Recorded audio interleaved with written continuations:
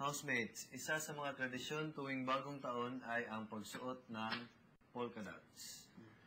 Ito ay pinaniniwalaan na magdadala ng good luck sa taong nagsusuot nito.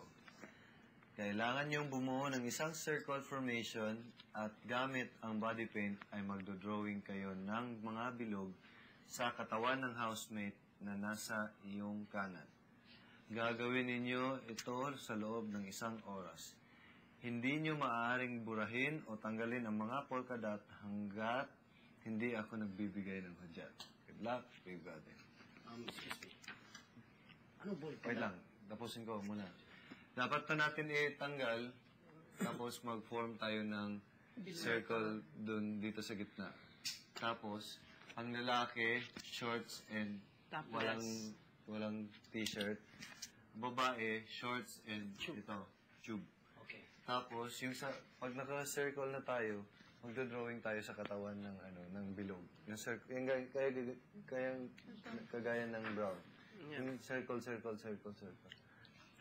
Okay lang if malaki o maliit, basta okay lang nakadikit, basta ang sinasabi ni Kuya, hindi pwede mag-overlap ang circle. Basta dapat distinct yung circle. Excuse me. Bahala na kung may pattern. Hindi pwede ganyan. Patong. Pwede magpatong. Okay lang na may pattern or any color. Basta dapat distinct yung circle. You get it? This is a tradition? Yeah, Filipino tradition. During New Year. Because circle symbolizes money. Money, coins. Dapat may polka dots na tayo and then hindi natin pwedeng burahin hanggat walang hudyat ni Kuya. So, pag nakaupo kayo after or paghiga, yes. Hindi, you have to take care of it. Kailangan niyo ingatan na hindi siya nagpupura. Okay. Buong katawan, no? Oo. Tapos binibigyan tayo ni Kuya ng 1 minute to after change. nabasa namin to change to this and Excuse me. shorts at walang t-shirt. How many circles? As many as you can. In the Whole body. Whole body. paramihan. On each So, other? wag papain. Tapos ano? Yun lang? Yun lang. Excuse me. Hindi papain.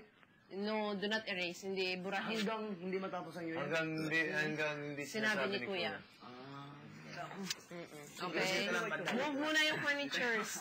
Move muna and then change tayo. Saan? Nasa buong katawan. Dito. I don't know. Hindi pa sinabi ni Kuya. Pawis, okay lang siguro. Binibigyan tayo ng 1 oras, so ang daming circles na pwede natin gawin. Tara. Batse. What about practice? 1 oras sa circle. Me too. Doon lang practice natin for sure. Sa ano lang. Divine. Gawin nga na yun, iba. Move muna yung furnitures. Gawin nga na. Tapos, be back here after 1 minute. Ay, sorry. 1 minute lang. Joy, pwede po yung ganda rin short. Oo, basta short. Girls, nandito sa akin. Wens, nandito na sa room. Inaantok tayo lahat. Short sandwich.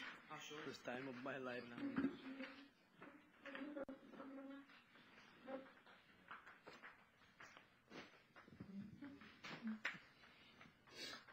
Ingat sa yan, ha?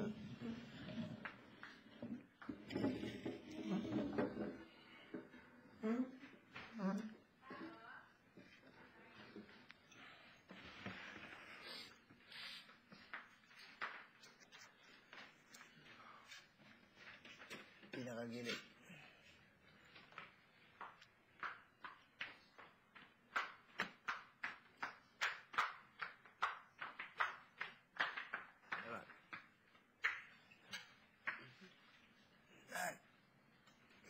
That's the tradition? To wear polka dots. Yun lang? Can we just wear like a polka dot shirt? Yeah. Polka dots color paint. Bada. Oo, pwede yun. Nakaya tayo. Mag-drawing na. Yun yung sabi ni Kuya yung ilan oras. Ha? Kuya didn't say how long. So, nasa kanan yung mag-drawing sa'yo. To the right? Circle tayo dito.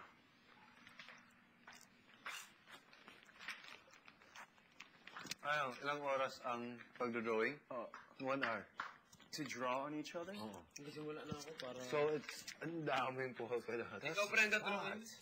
Hindi, may binibigay si ano, ng pan-drawing. Seryo? Sa likod lang? Ha? Sa likod lang or lahat ng katawan? Lahat ng katawan.